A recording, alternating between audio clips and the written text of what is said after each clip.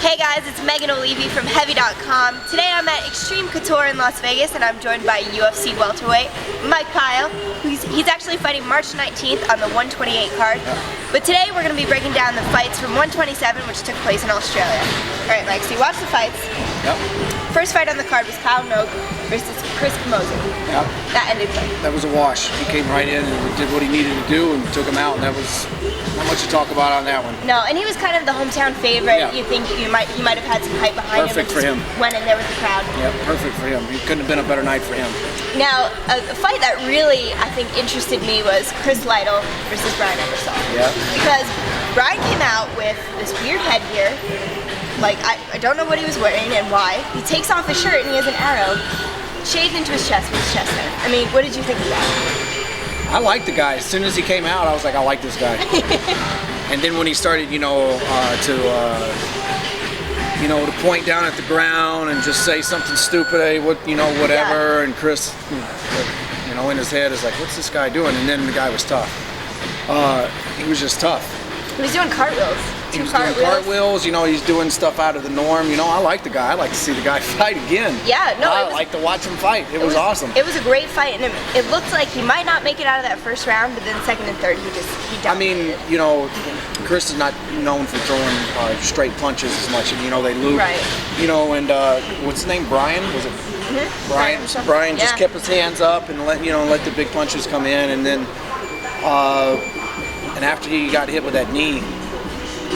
After Chris got hit with the knee, he never really could shake it off and lost a lot of the power, and then it was all Brian from there, and he did good. I thought it, I've never heard of the guy. He comes out of left field and fights a stud like Chris, pretty much the gatekeeper at 170, Chris. Yeah. And he beat him. The interesting thing though is Lytle actually had surgery before the fight, so he could not really train cardio. So I think that might have had partial impact on his performance. Surgery right before the fight. On his meniscus, I believe. So he couldn't really run or do as much cardio as he probably would have liked to. Yeah, the surgery, or you have it scoped? I'm not too sure. I know something with it. You got a guy, in his career. Not my business, but you need to fight smarter. Exactly. If you're hurt, you're hurt. Yeah, but it was an entertaining fight nonetheless. Oh, nonetheless, it was very entertaining. I like this guy. What is his last name? Ebersol? Mm-hmm. Ebersol, yep. Ebersol. I love him. Yeah. Love you, dude. Keep it up, man. I'll watch you all the time. Yeah, he was great. And then the fight after that did not go at all how I expected. Soteropoulos versus Seaver. Did not go the way I thought it would. I thought that Seaver would be sub, no doubt. Yep, same here. I didn't think he'd get out of the second. Seaver came in more yoked than I've ever seen him. Looked strong. He on a couple of the takedown attempts, he actually threw George away from him and almost threw him down. I was very impressed. And he's always been dangerous. And, oh, absolutely. Wow. I think everyone thought he was outmatched with Soteropoulos, and he really. Yeah, he really just proved he is one of the contenders in the lightweight division. Definitely.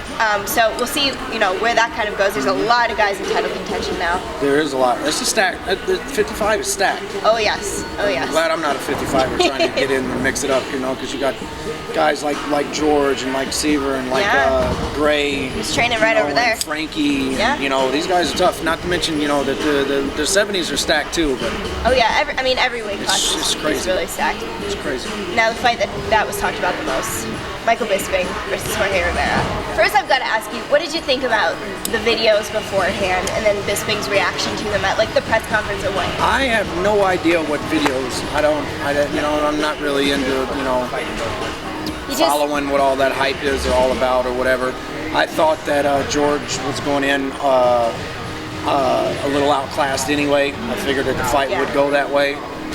And, Jorge, he's tough, no doubt about it, but I figured, that Bisping would take him anyway. Now, his reactions, Bisping's reactions and everything, no bueno. Not so good, You don't ever go and spit on someone, or stand over the guy that, talk a bunch of trash like that. Very disrespectful. Yeah. What did you think of the knee? Did you think Did you think it was on purpose, or do you think it was just... you know, who knows? Who knows what's going on? Yeah. It looked very, very on purpose to me. It looked very deliberate. There's no way that you can't not know that your opponent is grounded when you have to reach down and grab his head to hit him. You know what I mean? Right. So, you know, there was a lot of, you know, I'm gonna get you kind of attitude going on with both of them. So they both just got caught up in the moment, and I don't think that George. I could have seen it being a bit more competitive, maybe a decision, not a finish, but that knee really took George out, and he manned up, and I know he couldn't hardly see straight after that. You could just tell his eyes were wide open, and the reason why his eyes were wide open is so he couldn't see so well, so that, you know, and I've done the same thing, and I felt the same. So you try to open your eyes as much as you can to try to judge your distance and what's going on. You could see his eyes were just wide open, and he just never recovered from that. From that, I mean, besides the, you know, was the knee on purpose and the spitting, there's also now talk about whose decision should that be. Say you get hit with an illegal knee like that. Should it be the fighter's decision? Because no fighter is going to say, hey, I can't fight, I feel like crap. If George couldn't get up off the ground, or when he did, he couldn't stay on his own 2 feet, then yeah. But you know, you got to give the fighter a chance. Like I say, if he gets up and he's on spaghetti legs, I'm okay, and he just can't. It's got to be a referee or a doctor's call. Then that's going to be on the, you know, those guys need to do their job and take care of the fighter. He was standing there just fine. You know, he wasn't doing a lot of blinking, and, you know, he was very coherent. There's plenty of reason enough to go ahead and fight if he says, I want to fight. It's interesting. I like hearing the fighter's perspective on that. Then the final fight, BJ Penn, John Fitch. We actually rewatched the fights last night, and we scored it a draw. I didn't know if I really had it as a draw the first time I watched it, but rewatching it, I agreed with the judge's decision.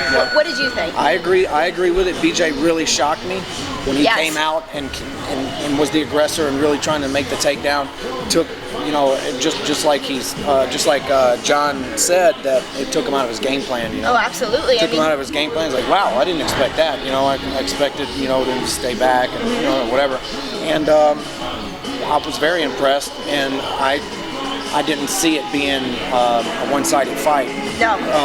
Prior to the fight, you know, I knew it was going to be very competitive, and you know, Fitch is not known for finishing people, and BJ is, so it was a really good, you know, is he going to be, you know, in my head I'm like, is he going to be able to get out of the ground and pound situations, this and that, because, you know, he's a superior wrestler. What do you think of Fitch's style, though? You know, he gets criticized a lot for just kind of laying on the guys, and do you see a problem with that? I don't see a problem with that. I mean, he wasn't laying on BJ. No. BJ I can think of a lot more boring fighters, such as Jake Shields, that just lays on people and really doesn't try to put pain on them, and, you know, and try to bust them up. Damage. Fitch was on top of him, giving him hell the whole time. You can hear the punches cracking off of him the entire time, and that's the way he fights every time. Okay, his ground and pound doesn't knock people out. So be it. He gets in and he gives it his all, and he grinds and he works hard. You know. Would you like to fight either of them? I'll fight either one of them. I don't care. That's what I'm here for. I'm in the UFC to fight only the best, and I'll do it. I fought Fitch before. I'll fight him again. That's what I like to hear. All right, thanks so much, Mike. For more information on UFC, keep checking heavy.com.